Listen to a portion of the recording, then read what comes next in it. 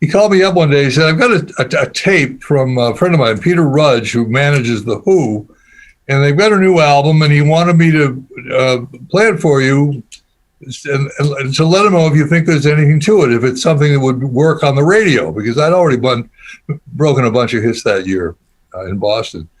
So he sent somebody, his secretary, over with this little 5-inch reel of tape, and I put it on, and on came Won't Get Fooled Again. And I went, this is incredible. Yeah. Can I play this on the air now? He said, yeah, go ahead. It wasn't even out as a record. Ladies and gentlemen, and everything in between or outside of that, my name is Benny Goodman, and you're listening to 2020. And I'm here with, as what Siobhán has labeled me as using quite often, my cohorts in crime, Siobhán Cronin. Hello. And my dear friend, Cory Pesa. Oh, I got the dear friend this time. Oh, I'm not so dear today. You're more of a fawn. We're going to have to come up with something for that cohorts thing. That's going to be like, what can we call our fans cohorts? All 5 of them? It's like the Starset Messengers. We need to start a cult following. Cohorts is probably a cool thing, yeah. The 2020 cohorts.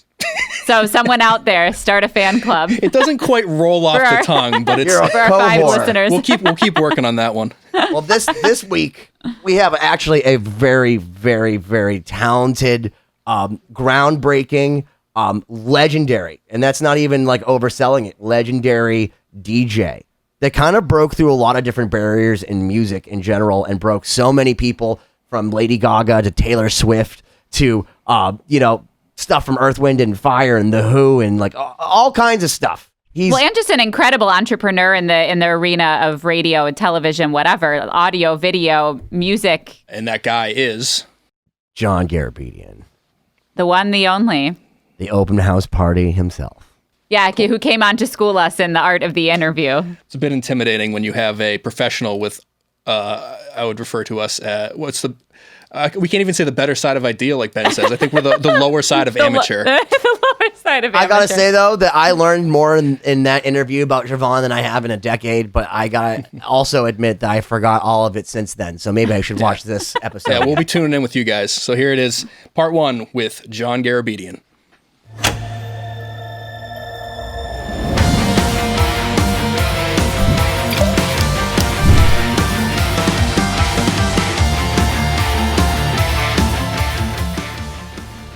Oh man, I am not a professional radio person. I feel very intimidated starting a show like this. Welcome, guys, 2020. The podcast that tries to make a very interesting year somewhat more tolerable. My name's Cory Pesa. I'm here with my co-hosts, Benny Goodman, who never gets introduced. Hey. So how's that feel?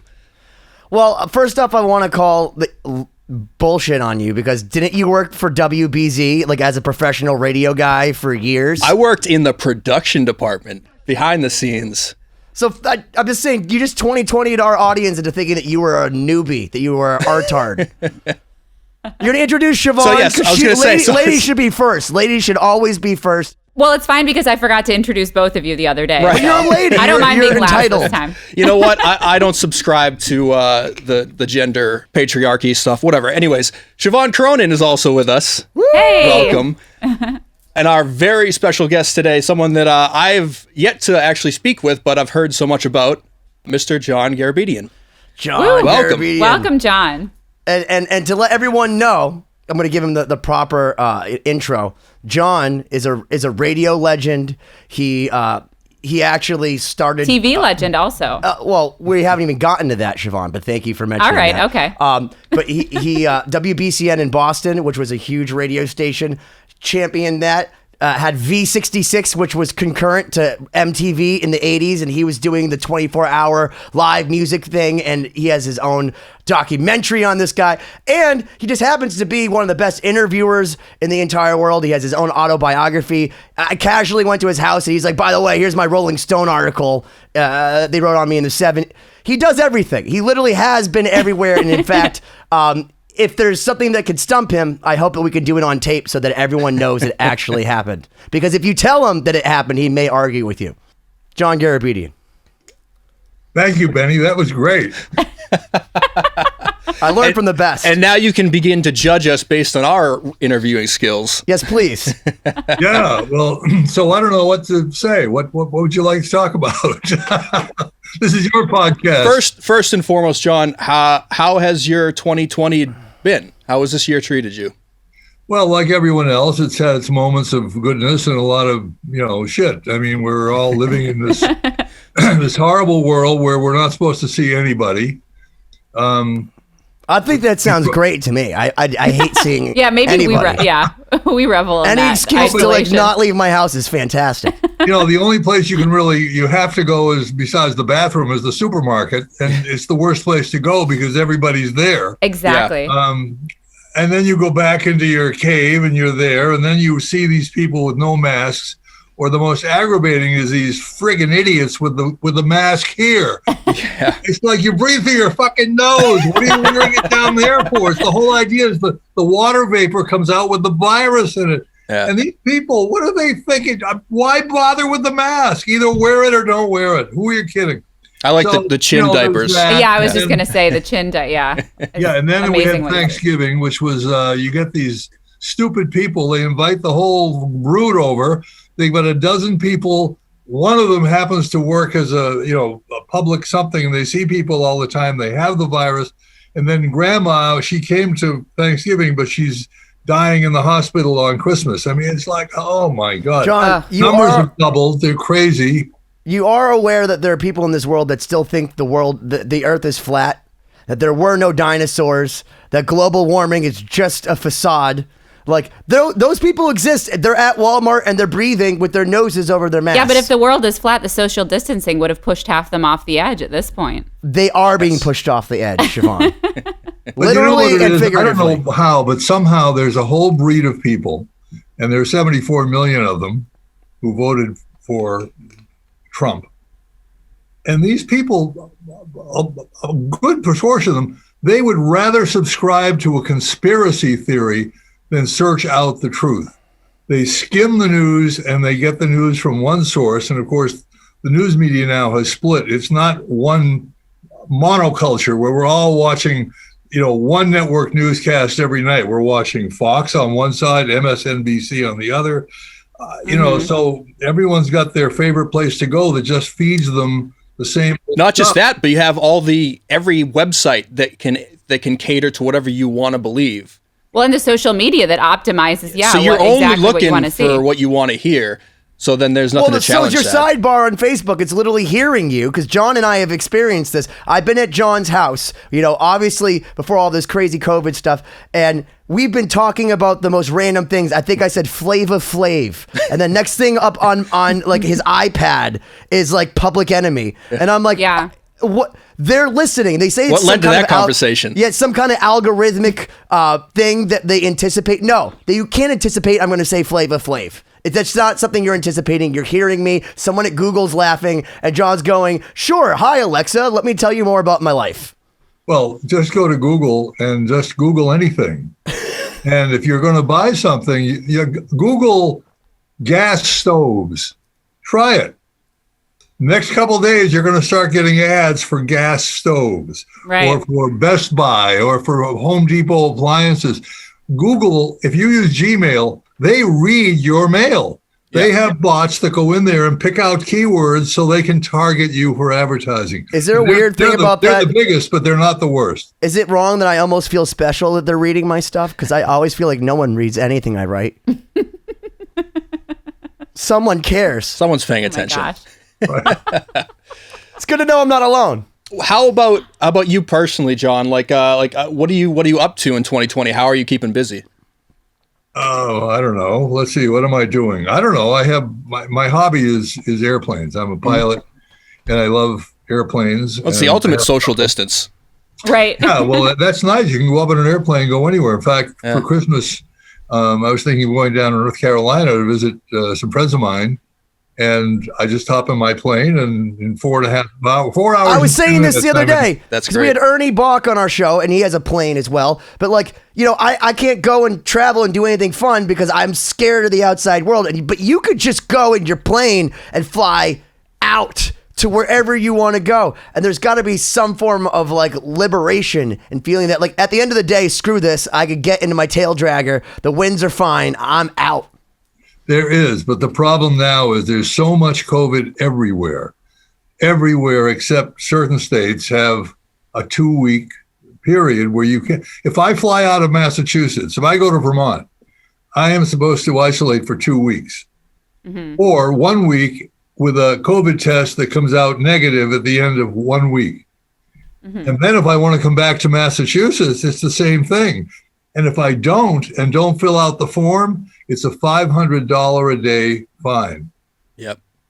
So, we're living in this. So is it worth it? Yeah.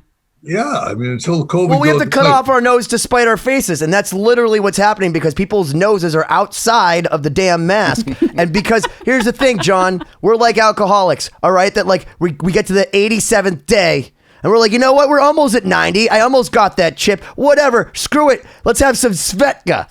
And then the next thing you know, it's all over again. And that's why they're going to basically declare martial law and say, they have signs on the highway that say, if you're in a car with someone that's not of your family, wear a mask. And the fact that we have to say that so obviously and blatantly to people because we're not doing what we need to stop this, like New Zealand or all these other countries that have been like fined for a while because we're America. Because anything that anyone smart tells us, we go, well, we're rebels. The Sex Pistols, fuck that. That's not punk. And we just don't do it. And it's gotten to the point where they'd have to fine you $500 a day, not because of you, but because of the idiots that are spreading this like the outbreak monkey. And they don't realize what they're doing because they're ignorant of how, or the people who say that there's no such thing. COVID it's like the flu. I mean, 300,000 people are dead. That's the number. The flu normally is 27,000. If you go back to 1918, when we had a similar pandemic, 600,000 people died. But in 1917, the population of the United States was something like 40 million. Now it's 300 million. See, I've been saying, okay, so they've been drawing this parallel to the swine flu of 1918, and I've been saying since day one, this already happened. We know what happens. They had the litmus test. I forget, was it Philadelphia versus Detroit or something like that? And Pittsburgh and Philadelphia. Pittsburgh and Philadelphia, and one of them was did very well, and one of them had the highest level of morbidity because they had a parade. And like that's what's happening now. And the fact that people don't want to learn about history and actually just look at science, zeros and ones. Numbers don't lie. They just don't lie. And people don't realize that. They want to tell you there's some sort of conspiracy in the fact that 0, 0, 1 is 1 and 2 is 2. You're right, but it's not just they don't want to learn, it's that they get their news from Facebook. And all their Facebook friends and the big echo chamber that Facebook feeds you people who are like-minded to you. Mm-hmm. Well, it's a new form of yellow journalism. Don't you think, Siobhán? Like it's a new form of yellow journalism through 100%. Memes. Through meme. It's memeology. Memeology, yeah. Well, because literally that's how people get their rhetoric through. Because I'll give you an example. One of my friends remember that child who was killed by an African American, but they apprehended him immediately or whatever, and they had obviously what was going on. Someone being kneeled on the neck. All right. And they tried drawing a parallel to that, to a guy that's actually in jail that's going to face the full repercussions versus someone that's gross. They're trying to get the superficial reaction. But they had the child, and one of my friends posted a meme with the child on it and said, "All lives matter." And they didn't realize what all lives matter actually stood for. But I called them out of that, and I said, listen, go and ask any of your friends of color or any ethnicity if all lives matter doesn't offend them, just the words. And she was like, no, but it's about Julian. It's about this child. I'm like, no, it's about you being an empty vessel, posting a meme, thinking you're talking about a child while you're spreading someone else's hate. So do you think that there's going to be any way to tilt the scale back to a more unified information source, or are we just screwed now? Everyone's just going to go deeper and deeper into their own holes. I really don't know. I mean, that's a loaded question. I would hope so, but I'm not sure. It just seems that people are getting more and more removed from reality and like reliable information and just not seeking out like real information. I don't see a way back. So John, you're from an information highway that was radio at one point, which was only the people's only channel. What do you think about this? Do you think that people are ever going to get back on track from this divisiveness? Let's go back 275 years to 1776, 1780, when the United States was being formed. How'd you get your news then? From your neighbor, from your friend, somebody heard. It's the same thing. So we're really going back in time when you get your news from Facebook in the echo chamber, and then rumors start, and then they expand, and then it gets worse and worse, and people get inflamed, and that's when you have the results that you have now. But where's it going to end up? I don't know. Maybe people will become more sensitized to how phony this news is. Yeah. And stop with the conspiracy theories and that there's this deep state running the country. The deep state is all the power mongers and the wealthy who pour their money into political campaigns to support their way of life to the detriment of the middle class. We've lost the middle class, and that's not healthy at all. Yeah, for sure. Mm-hmm. I keep listening to John and thinking to myself that if he was just the voice of my GPS, I'd always get to places on time. Well, speaking of John, you can talk about anything. I literally just like listening to his. He could even be like, "Hey, we're going down." In fact, we actually one time, John is a pilot, as he aforementioned, and we went flying. And the first time we went flying, he was like, "I don't think my alternator is working," and like we're in air, and I'm like, "Is that bad?" He's like, "Yeah, I don't think it'd be good to do a long flight like this." I'm like, "We should probably land." Yeah, that's a good idea. Remember that, John? Remember that time we took off? But a plane doesn't use an alternator to run the engine. So what was the... Well, okay, fine. This was one of Ben's trips that he had at some point. That No, that happened. We literally took off, and he's like, "This thing's not working properly. We have to land now." Well, clearly you guys landed, so that's good. We did land. It worked out. We're here to tell about it. Exactly. And let's land back in the actual topic of this podcast, which is John. Yeah, what are we talking about? Well, so I mean, I'm going to say that I personally just watched, because Ben told me about it, the documentary Life on the V, because, obviously we've met before in person, I think once, but, I really didn't know a whole lot about your background. And you're clearly a legend, not just in radio, but in TV. You're a pioneer of music, discovering people, being an entrepreneur. So maybe just for the listeners that don't know who you are, if there are any, maybe you can just talk a little bit about, how you got into radio. There's millions of listeners right now. We're not even live, but they're listening. Google's listening right now. Google is listening right now. No, but it's interesting to me because, I think I don't want to say it's rare, but I think it's unusual to meet someone that like has a passion so early on, that kind of knows the direction they want to go into and are so entrepreneurial. So maybe you can talk about like how you got started for anyone that might not know your history. Well, talking about myself is, a double-edged sword.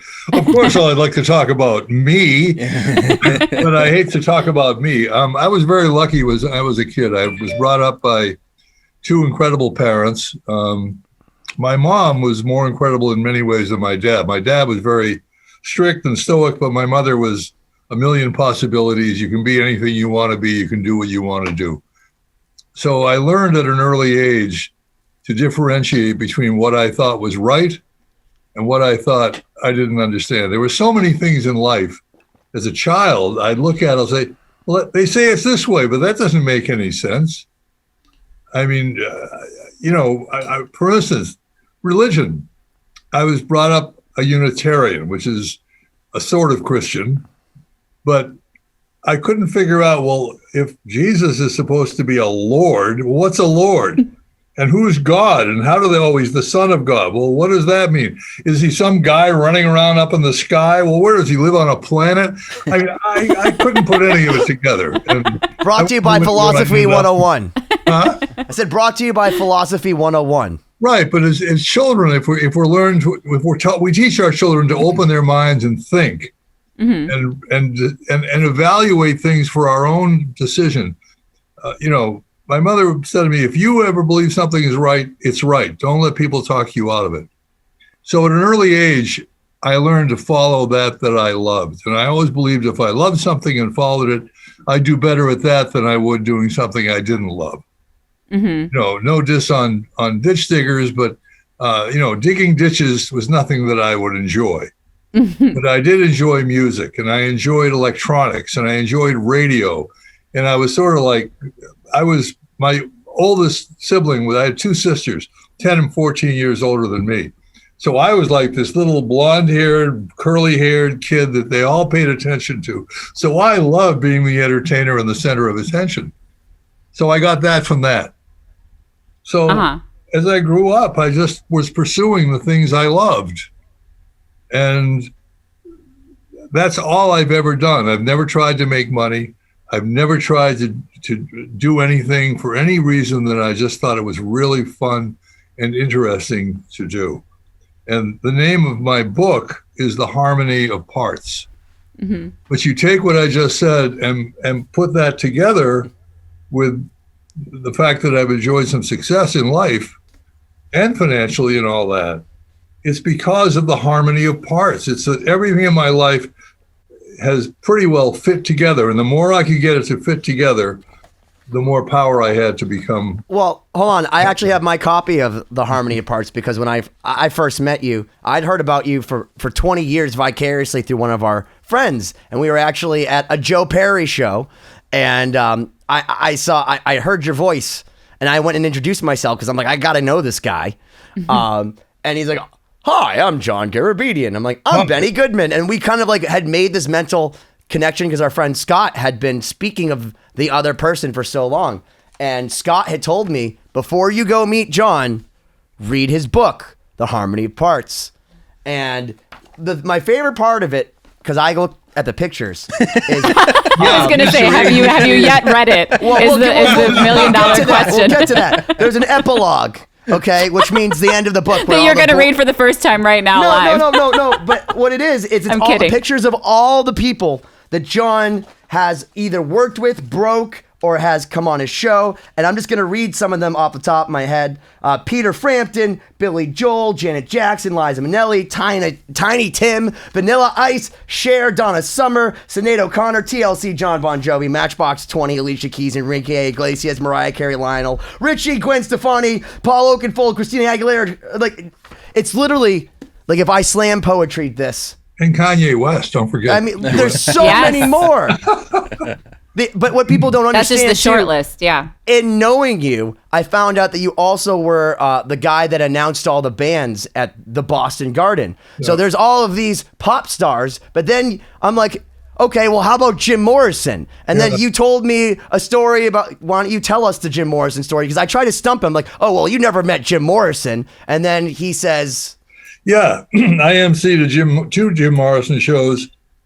One night at the old Boston Arena over by Northeastern on Huntington Ave, and we were in the back in the manager's office or something, hanging out beforehand. And he was quite a drinker. He drank Budweiser. Yeah. Unlike the pictures you saw of him, where he's this lean, handsome, striking figure, he was getting paunchy and fat faced. And but still, easygoing and kind of. He went on. BB King was the opening act. What a wonderful man he was. BB was just jolly and warm and. He's got like 36 kids, so something's cool about him. Yeah, no, and a guitar player with Lucille. So Jim Morrison does the first show, and it was okay, and he's still drinking his Budweiser. I mean. We're talking continuous Budweiser. Second show, they come out, he does some songs, and he's half in the bag. You can see he's wobbling. They get to some song, maybe it was, what's I forget. Anyway, he climbs up on the Altec Voice of the Theater speaker. These are these, 6 foot high, huge folded horn speakers that are on either side of the stage. Folded horns. And he's up there and he lies down and he passes out. Oh, God. Everyone's saying, is this an act or is this real? And I'm saying, this has got to be an act. He's putting on, He passed out. Oh, goodness. Meanwhile, Robbie Krieger and the band is going on. They're playing John, what's his name? John Densmore. Yeah, Densmore. Ray Manzarek. Then all of a sudden he lifts his head up. Lifts his head up. Woo! The crowd is, yay! Yeah, Jim! Then he kind of works his way down. He goes out on the middle of the stage and he's got the mic on a mic stand. And he picks the mic stand up and starts swinging it around. And this thing has, a foot lead or cast iron base on it. If he lets go and that goes into the orchestra, someone's going to get hurt or killed. So the stage has to go running out and grab the mic stand. Oh, goodness. That's my Jim Morrison story. But also on the back of the harmony of parts, I have a question for you because it says from Taylor Swift. There's they have all the different quotes on the back, and she says that you are the best interviewer on earth. Do you trust Taylor Swift? Well, when I interviewed her, when she said that was 8-9 years ago, and she was a lot younger then. She was a lot less powerful then and had a lot less of a controlling personality. Mm-hmm. She has taken control of her whole career and taken control. And you can see it in everything she does. I mean, she does everything and she's very smart. But I think she'd be a lot more likable if she weren't that way because weren't smart. No, weren't control. Wow, the control, comes through. She's a little strict. When you're a performer, people come to see you having fun, being laid back and loose, like Jim Morrison. Yeah, she needs to pass out some speakers. She doesn't come over that way anymore. She comes over as a semi-bitch. No, she does, and she's very talented. She's a great songwriter.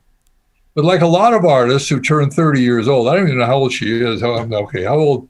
Hey, Siri, how old is Taylor Swift? She's born in 1989. Remember Max Martin made her album for her. She's 30 years old. 30 years old. See that? All right. So she's, my age, younger. So when you get to be 30 years old, you no longer have the angst you did when you were 15, when she was a young songwriter in Nashville writing for RCA.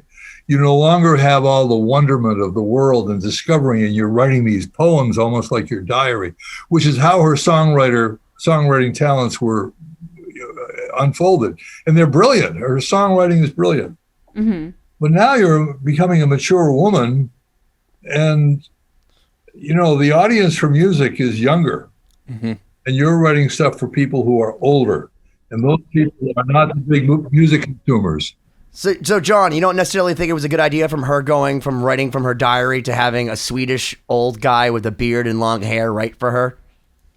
Well, Max Martin, because you're the one that told me that all the great producers are from Sweden. And since I found that out, but there's not all of them, but there's Sweden, the country as a whole, put such an emphasis on music. That's true. You find out Red One, like all these guys, like you have David Guetta. Like, I mean, I should know that his name's David Guetta, but all these guys are from Sweden. And Max Martin, who, if you guys don't know, has written songs for Britney Spears, TLC, Backstreet Boys, and the list goes on. But but Taylor Swift went from writing her own songs to having a Swedish guy that looks kind of like Dimebag Darrell writing tunes for her about being a woman. Well, I'm sure she wrote the words, but it's like Elton John and Bernie Taupin. Mm-hmm. She needs inspiration to make the music relevant to today. And, not to blow up Ernie Bach again, but his... but let's do it. No, but his music emphasis in schools is correct.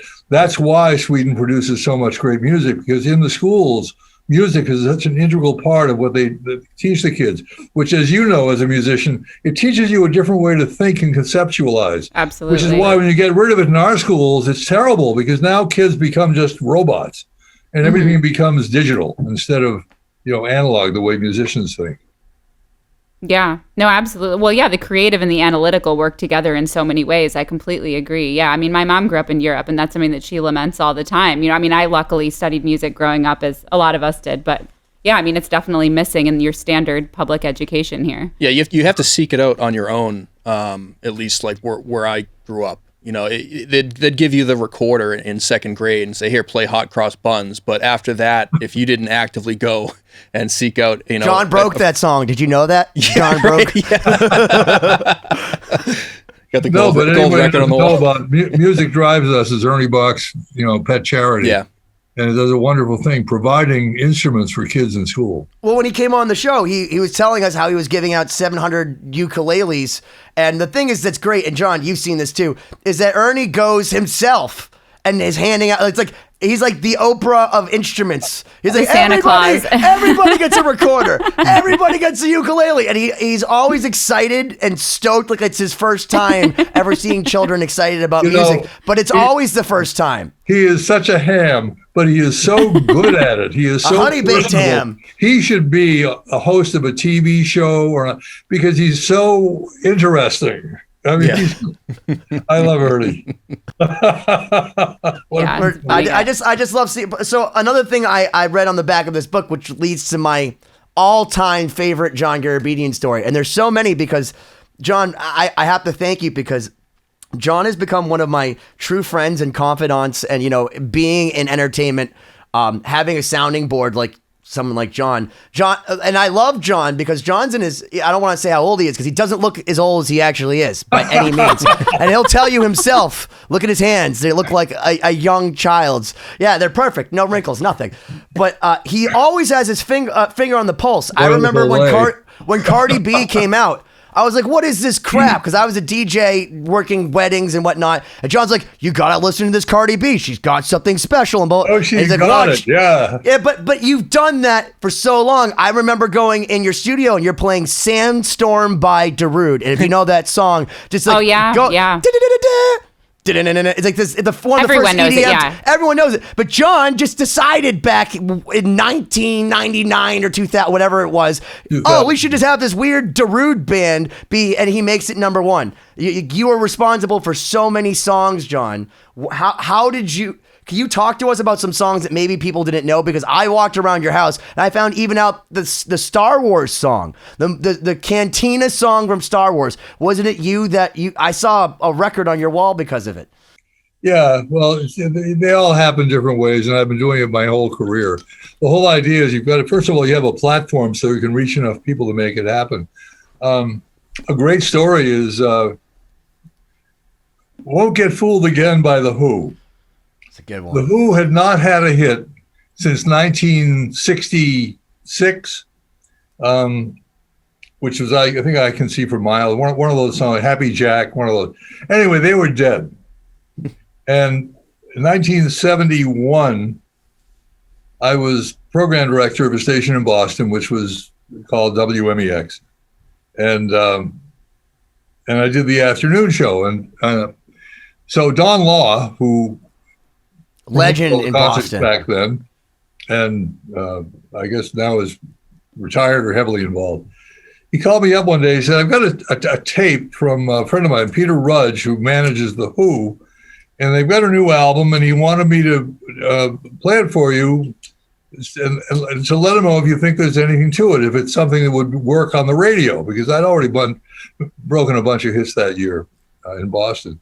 So we sent somebody, his secretary, over with this little 5-inch reel of tape, and I put it on, and on came Won't Get Fooled Again. And I went, this is incredible. Yeah. I called, can I play this on the air now? He said, yeah, go ahead. It wasn't even out as a record. So on it went. And I played it 3 times in 4 hours. The phone started lighting up. They request, because we tracked requests back then. Unlike 99% of radio stations that say they track requests, you don't. They don't. They throw them out the window. Google is. Okay, we'll get to it. Yeah. Yep. That was my job for a while. Yeah. So, but we actually had 2 people on the phones who tabulate them. It became the #1 most requested song. And then, the label got all excited and boom, boom, and out it came. And the Who had a huge hit, followed by Baba O'Reilly. Mm-hmm.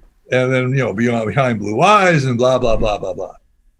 So that was back then. So what do you want to know about 2020? Well, I was going to say, before we get to 2020, there was Darude, but also my favorite story, because you've made a lot of people, on the back of your book, it says, Lady Gaga wrote, if it weren't, it was a quote. If it weren't for John Garabedian, no one in America would know who I am. And you told me a story about one of the times that you went to go see Lady Gaga. Could you please tell everyone that story? Because it literally makes me belly laugh every time I hear it through someone else's mouth. Yeah, well, that single was out, and... That single by Poker Face? No radio stations were playing it. Was it Just Dance? Was it Just Dance or Poker Face? Just Dance. Poker Face. I have a Poker Face story, too, that's very funny. Oh, okay. Well, let's go. We got time. So I heard the song, and then I watched the video of Just Dance. And here was this girl, obviously at 5 a.m. at some drug party in New York, and people are passed out and all this. And she's walking on people. It was really a great video, really street. And the song was so well produced. It was incredible. And that's another story about, Red One, who's one of the greatest producers from Sweden, pop radio. Anyway, so that was that. The song went number one on my national radio show. Stations are calling up, what's this song? They all started You playing. mean the open house party, John? The show that was syndicated in 200, 200, it was in 200 markets. Am I right? At its peak? 75. So 275. Jesus. 175. Oh, 100. Okay, sorry. So there are only 260 markets. Anyway, so Gaga comes in to go on the show. And she brings, Gaga. I think this is her second time in. She came to Southborough, and she says, oh, I've got my new album. And she gives me the CD. And she said, we've got to play this other song. This is going to be the next single. And we've been playing Just Dance for like 8 weeks, which is about the normal life of an average song, an average hit. I said, what's it called? She said, Poker Face. I said, okay, is there any bad words in it? She said, oh, no, nothing like that. Because, you have to worry because the fine is $300,000 for a bad word. Oh, my. Multiplied times the number of stations you're on. Oh, Jesus. So you don't want to do that. So I put it in the machine and played Poker Face.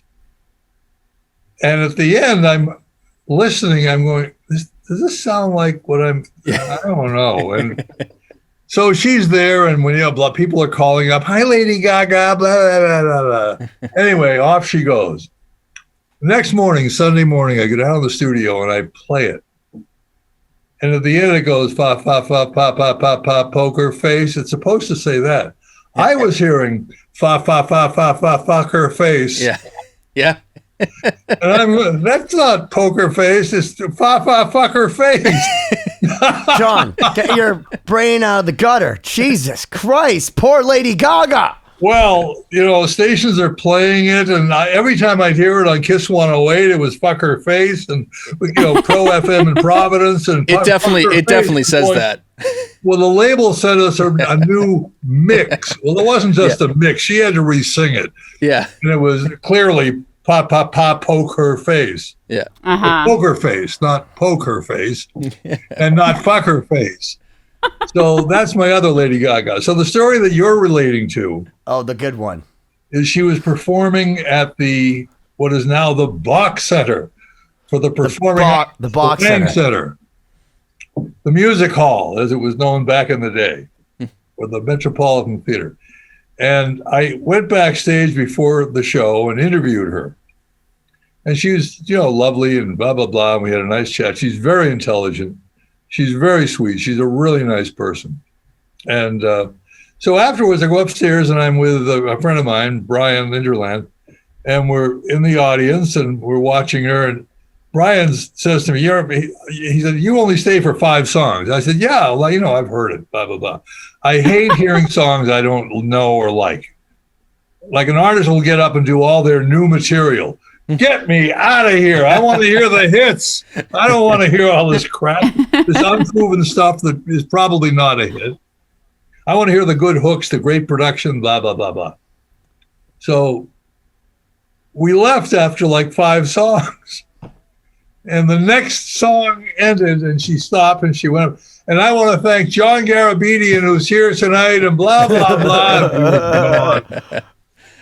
And you were already gone by this John, point. stand up. Yeah.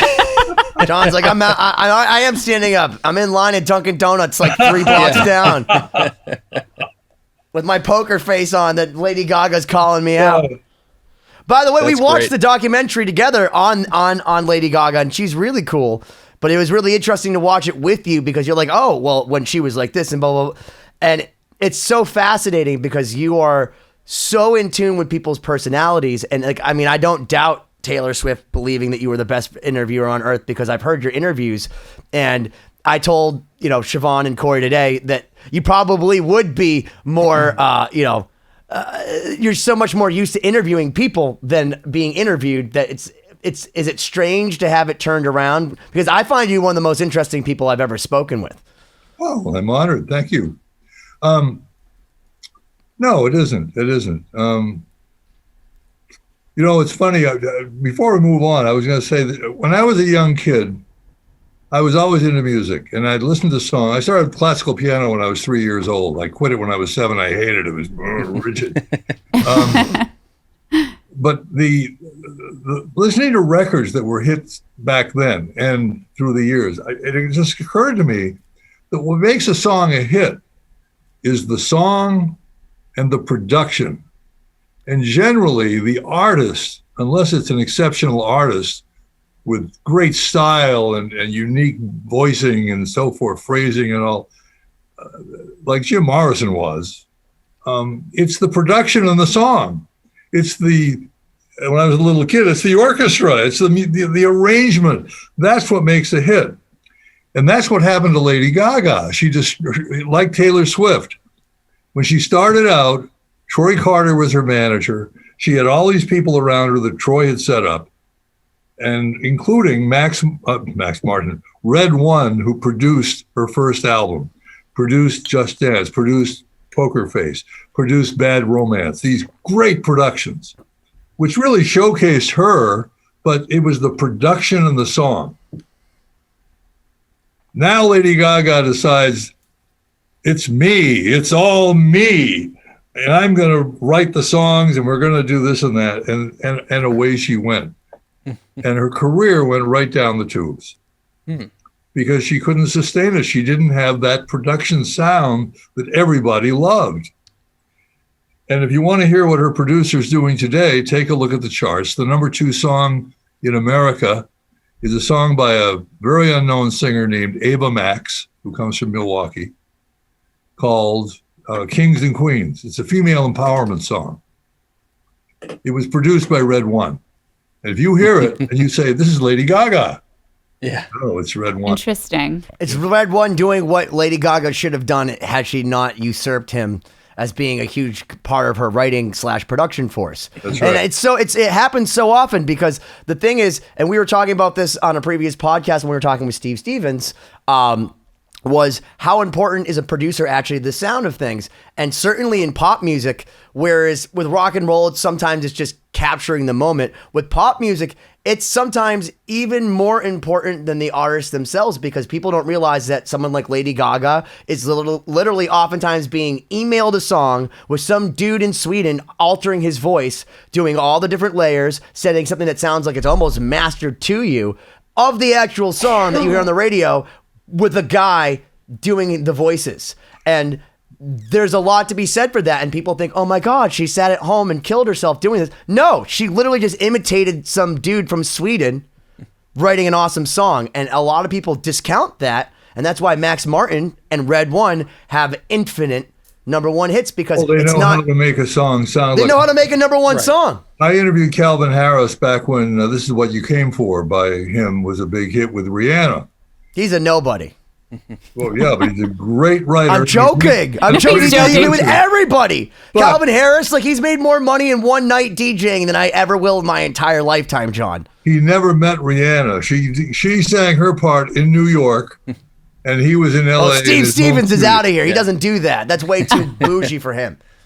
Yeah, John, you mentioned a couple times now how some artists' careers have kind of transitioned over time, Taylor Swift and Lady Gaga. Is that something you've seen like with a lot of artists, or are there some that have been able to kind of maintain better than others the magic formula that they captured as a young artist? That's a great question. And the answer is it goes both ways. If you want to see someone who's kept their feet on the ground and knows it's all a big pile of shit, but knows how to do it right, there's a documentary out right now on Netflix about Shawn Mendes. Mm-hmm. And I met Shawn when he was 16 years old. He came to my house.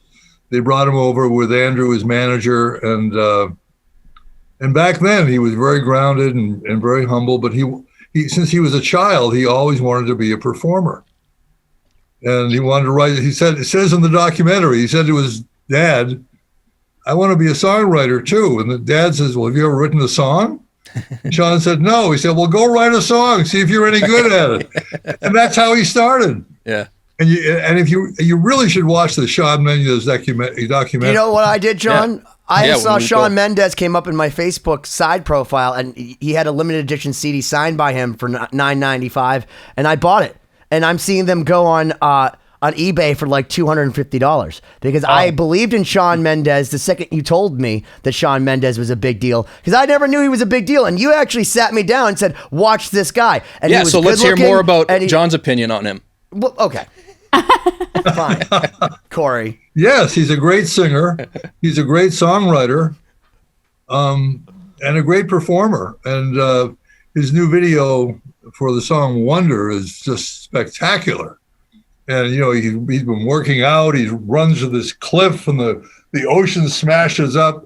The song only got so high, but it's just a wonderful production. The whole production on the thing's fantastic. And he's still relatively young in his career as far as like longevity compared to like the Taylor Swift or Lady Gaga. Like, do you think that he has the potential to continue that on? Oh, absolutely. Yeah. Absolutely. I mean, he's not an Ed Sheeran, but maybe there aren't many. You heart Ed Sheeran, and like he really is like the archetype of what anyone could want to be, because he makes more than the Rolling Stones, and there's no one in his band. He is the band. Ed Sheeran's world tour was the greatest grossing tour in history. It's incredible. Finished 2 years ago. Did you see it? No, I didn't, but it's just incredible to think, people that put, they create these giant productions. And to me, at least my understanding is it's mostly just him. Guitar and a loop pedal. It's all him. Yeah. He comes out on the stage and he's there for 2 hours and then he leaves the stage and everyone is just going crazy. He's just a talented artist. Oh, no, sorry, Ben. I was just going to ask, so let me ask you from your perspective, because obviously you have a really unique understanding of what makes a great song. Obviously, you've been able to break a lot of people and, discover what is a truly powerful song. You said production, obviously, and having a great song is what makes it successful. Would you attribute it to lyric, or is it something about the phrasing? Is it about the actual melody and the hook? Like, I think this is something a lot of musicians would want to understand is, like, what in your perspective makes a great song? Well, you just listed them all. It's all of those. But nothing beats a great melody and a great lyric. Mm-hmm. One thing that I say all the time, and everyone starts laughing and nodding, especially women, is women listen to every word of a song and follow the story. Men hear, men generally pay no attention to the words. I'm going to interject because I'm going to tell you why that's so true. Because except it's not true for me. I was just going to say I fall in the men category on that. I never remember lyrics. You're a classically trained musician, but if you go see Megadeth live and you're in your let's say Helsinki, they're like da da da da da da. You got like a million black shirt dudes all going da da da da da da. If you ask me a single Queen lyric, and I've listened to every record from start to finish, I'm like, she keeps a moe to Shannon, and I've heard that song literally 8 million times, but I can hum every note to every Brian May guitar solo because my brain doesn't encode the same way, whereas my mom knows all the Queen lyrics to the songs I listen to on the way to school. Right. And women visualize the whole story and they listen to it, which is why when a hit song comes out years ago, it was terrible because the people who programmed radio stations were mostly men. And men don't like ballads. Men don't like soft, lovely songs generally. But women love them. Women, the romance and the thing, they project themselves into that feeling, and that's what it does for them. Where men are just bored by it. They want to hear boom, boom, boom, boom. There's probably a bunch of women going, you're totally polarizing this too much. But the funny part is, if you were wrong, you wouldn't be so successful still programming radio stations, still doing what you're doing. And in fact, I don't think you saw it earlier, but John is still doing it with your Party LiveLine, which I have framed on my wall, because as if you have not done, if you hadn't made your own radio station, if you hadn't done your own 24-hour music television station, if you hadn't become a pilot, if you hadn't had 3 houses, which one you built pretty much from the ground up, if you hadn't done all these things, plus if it wasn't enough, you're like, hey, why don't I start something new? Yeah, because that's the challenge in life. I love building things. I love building them up and seeing how they are, then moving on, building something else. But so what are you doing now? I mean, I have Party LiveLine right here. Can you tell us, like, what's the premise behind this and why now are you still doing this? As I've always looked into the future, and as I saw the future of radio, this is 15 years ago, maybe 20 years ago, I said, radio is going to become a national medium. It's not going to be all local disc jockeys, because there's only so much talent, and there's only so much great talent. And so I got into that. That's why I started Open House Party, because on the weekends, there was no talent. And, we go on these stations that were successful, and we get higher ratings than the stations that carried us.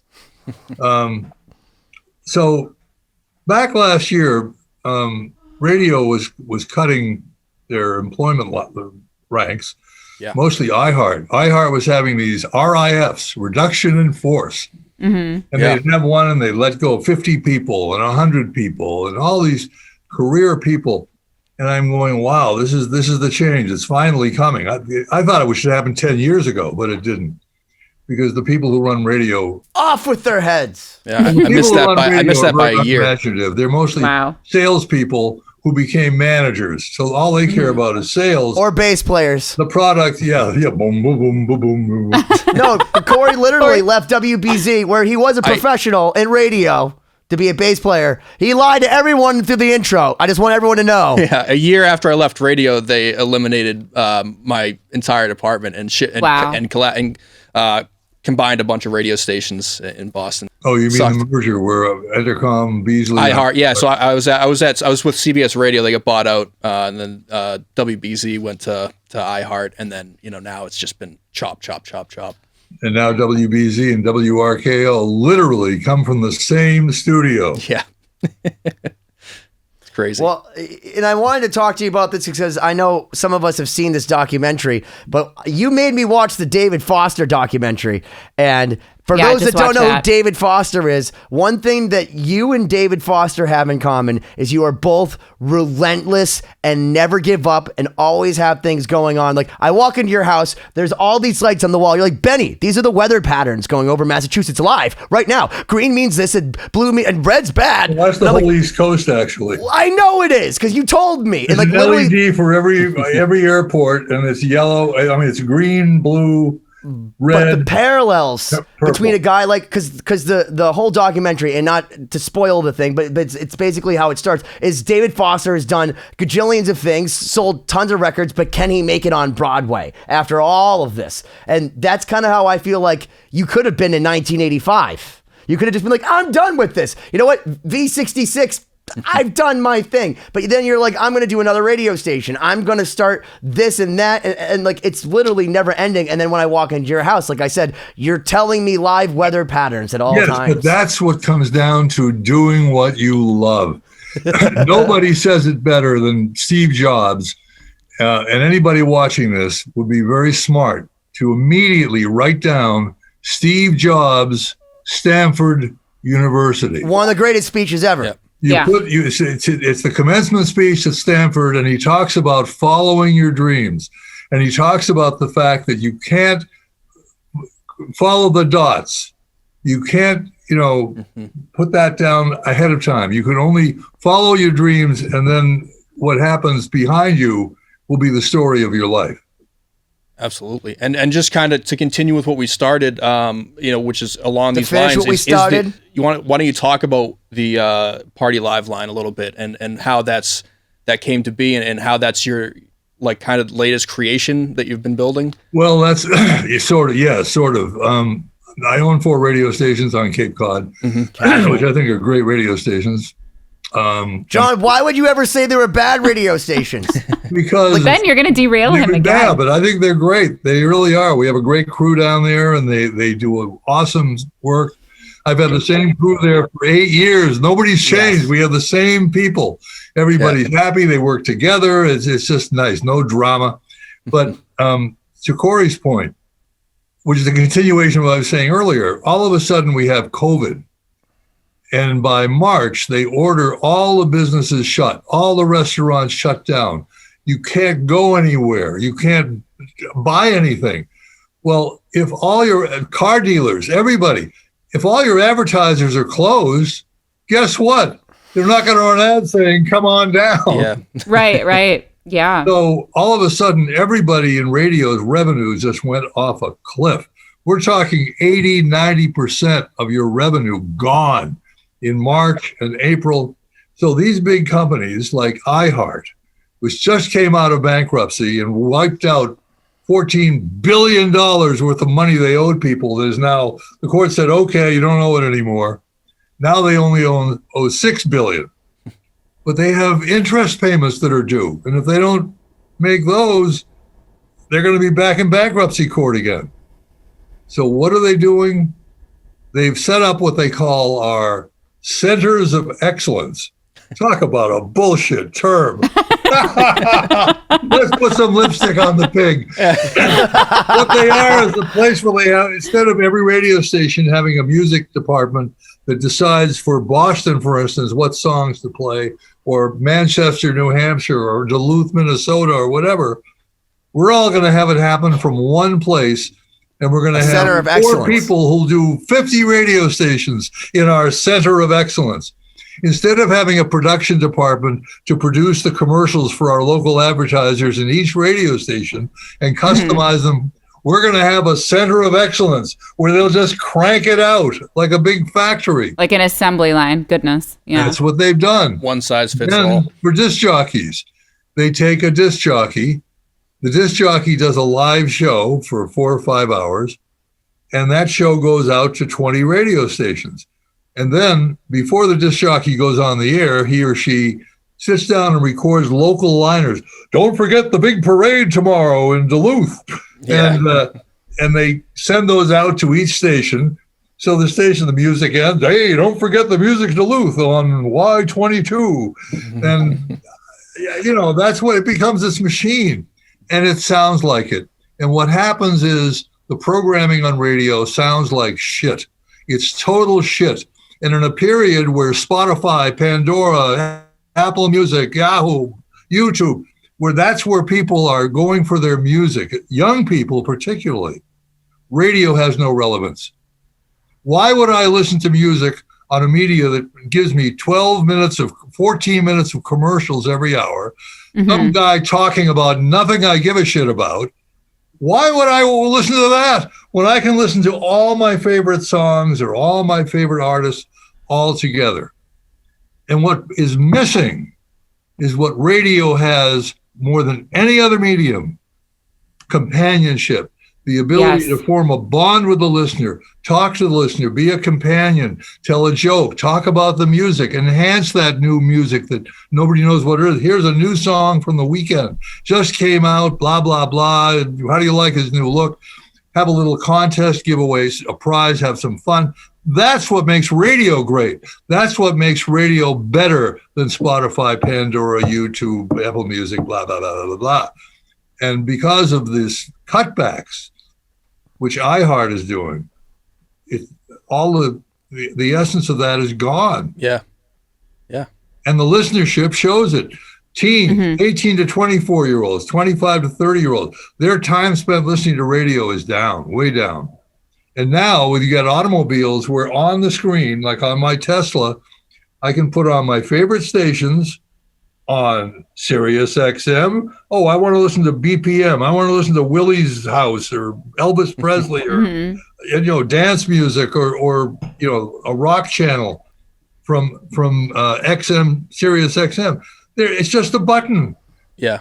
It's no more you have to go get this special little radio. It's all right there. And that's going to hurt radio more unless radio wakes up. So my mission, because I think I'm pretty good at it, is creating entertaining radio, which is very, very difficult. It's a science and it's an art. And it's a lost art that people in radio today don't know how to create because they've never heard it. Young people who get into radio, which these days are very few, they've never heard that kind of radio. So at the beginning of this year, as iHeart laid off hundreds of people, and Cumulus laid off people, and Entercom, which in Boston was laying people off, but none so many as iHeart, who have the largest number of stations, 850. I went, there is a need for this. And if you put this up against that kind of terrible programming, this will prevail. And eventually the ratings will show it and prove that what I'm doing is correct, I hope. So that's why I'm doing it. So Party LiveLine is a show that is created, which is live. Most radio today that comes from the centers of excellence is either recorded with voice tracks, where the disc jockey records the talk parts, FTPs them out to all the stations, and the computer inserts them with nothing human about it. Yeah. Or they do a little bit of live talk throughout the hour, maybe 3-4 times an hour, and the rest of it is these. Don't forget the parade tomorrow in Duluth.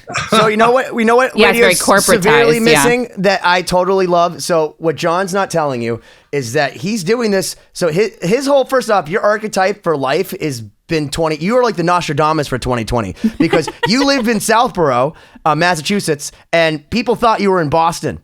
Right? They think you're in Boston. They thought it was New York. They thought it was in Hollywood. Yeah. So when Katy Perry comes to town, when Lady Gaga comes to town, when all these people come to town, they're like, oh yeah, he's 10 minutes from the airport. No, he's not. He's like almost all the way to Worcester. He's like 45, 50 minutes away. No, it's 30 Is anyone minutes, really 10 minutes from the airport? Airport from my house, no problem. The point is that you have your studio at your own house, right? And that you're using that. And he always used to have people come to him.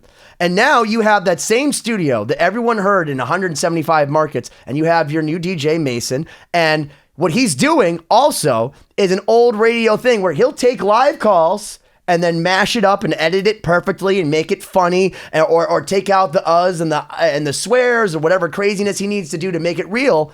And to see somebody actually sit there, take the call, cut it up, make it that, then call the right thing, make a live track, boom, and put it on the radio. That is an art of production that people don't realize. And seeing someone like Mason, who is, what is he, 18, 19 years old? 19. Follow your lead. Well, and do that. Again, Benny, that's where you get back to the harmony of parts. Mason is a star, and he's phenomenal. And the reason he's so good is because he didn't care about radio when he was 11 years old until he heard Open House Party, which was my show. And I'm not bragging about me. I'm talking about a kind of radio, audience participation, completely interactive, driven by listeners.